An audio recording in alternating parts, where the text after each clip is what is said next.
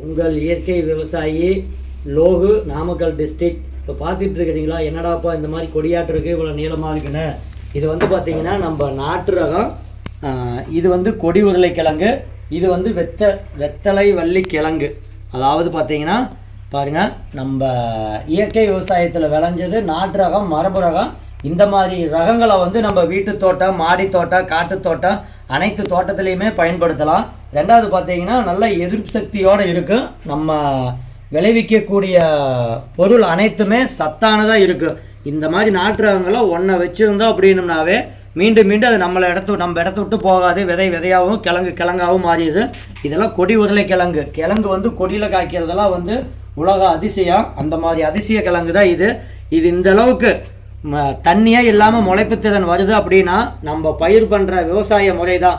அந்த விவசாய முறை தான் இந்த சாணப்பாசி கரைசல். நண்பர்கள், இப்போ பார்த்தீங்கன்னா உரக்கடைக்கு போய் நம்ம உரக்கடையில் மருந்து வாங்கி அதை பயன்படுத்தி இந்த மாதிரி பொருளை விளைய வச்சோம்னா நாட்டு ரகமாக இருந்தாலும் இந்த அளவுக்கு முளைப்பு திறன் வராது. நம்ம இயற்கையில் இந்த நாட்டு மாட்டு சாணத்திலிருந்து பாக்டீரியாவை பிரித்து எடுத்து இயற்கை விவசாயம் செய்யறதுனால தான் நமக்கு இந்த அளவுக்கு எஃபெக்ட் கிடைக்குது. நம்ம உரக்கடைக்கு போக தேவையில்லை. உரம் தொழிற்சாலையை நம்ம வீட்டிலேயே உருவாக்கிடலாம். அந்த உருவாக்குறதுக்கு இந்த சாணப்பாசி கரைசல் தாய் தரவை இருந்தால் போது. இந்த தாய் தரவை எப்படி தயாரிக்கிறது அப்படிங்கிற வீடியோ நம்ம லோகு இயற்கை விவசாயங்கிற யூடியூப் சேனலில் போட்டிருக்கிறோம். இதை வந்து அனைத்து விவசாயமும் பயன்படுத்தலாம். மாடி தோட்டம், வீட்டு தோட்டம், காட்டு தோட்டம். ஏன்னா செலவு கிடையாது. அனைத்து இடுபொருளும் இந்த 1 லிட்டரை வச்சு நம்ம 200 லிட்டராக தயார் பண்ணுறோம்.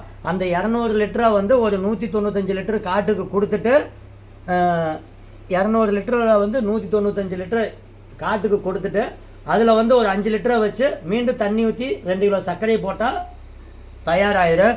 நமக்கு வந்து ஒரு ஏக்கருக்கு பார்த்திங்கன்னா அந்த 2 கிலோ சர்க்கரை தான் செலவாகுது. ஆக மொத்தம் நமக்கு வந்து செலவுங்கிறது ரொம்ப ரொம்ப குறைவு. அது மட்டும் இல்லாமல் இதை மீண்டும் மீண்டும் கொடுக்கறதுனால தான் மண் பொதுனாவது. மண்ணில் உள்ள சத்து, காற்றுல உள்ள சத்து, சூரிய ஒளியில் உள்ள சத்தையெல்லாம் இந்த நுண்ணுயிரி வந்து செடிக்கு எடுத்து கொடுக்கறதுனால தான் நமக்கு இடுபொருள் செலவும் குறையுது.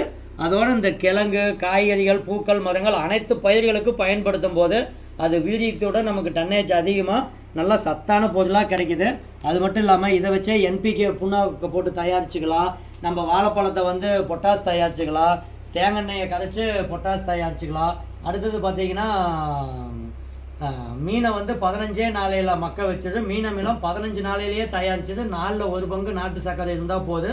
இது எல்லாமே நம்மளுடைய அனுபவ பதிவு தான். இந்த மாதிரி ஒன்னொன்னையும் நம்மளாக செஞ்சு கொடுக்கும்போது செலவுங்கிறதே கிடையாது. நம்ம முதலீடுங்கிறது வந்து உழைப்பு மட்டுமே. நம்மளுடைய சொல்கிற மாதிரி நம்ம காடு தான் நமக்கு லேபு, நம்ம தான் விஞ்ஞானி. அதனால் நம்ம காட்டுக்கு என்ன கொடுக்கணுங்கிறது நம்ம